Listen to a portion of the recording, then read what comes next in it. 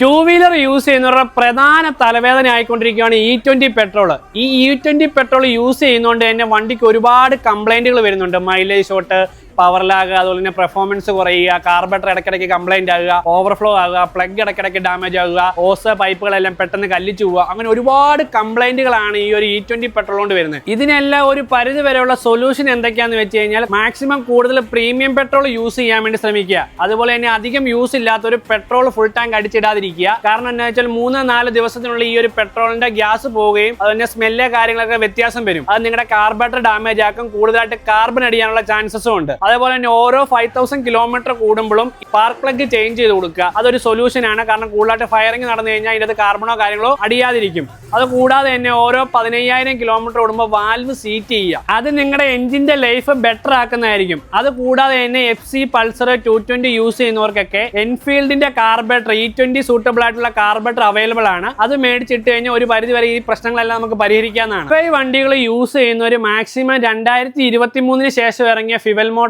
Filter കാര്യങ്ങളൊക്കെ use ചെയ്യുക. BS3 BS4 അങ്ങനെയാണെങ്കിൽ ഈ ഒരു പ്രശ്നം നമുക്ക് ഒരു പരിധി വരെ പരിഹരിക്കാവുന്നതാണ്. അപ്പൊ ഇതിനെക്കുറിച്ചും ഡൗട്ടോ കാര്യങ്ങൾ എന്തെങ്കിലും ഉണ്ടെങ്കിൽ നമുക്ക് DM ചെയ്യാവുന്നതാണ്.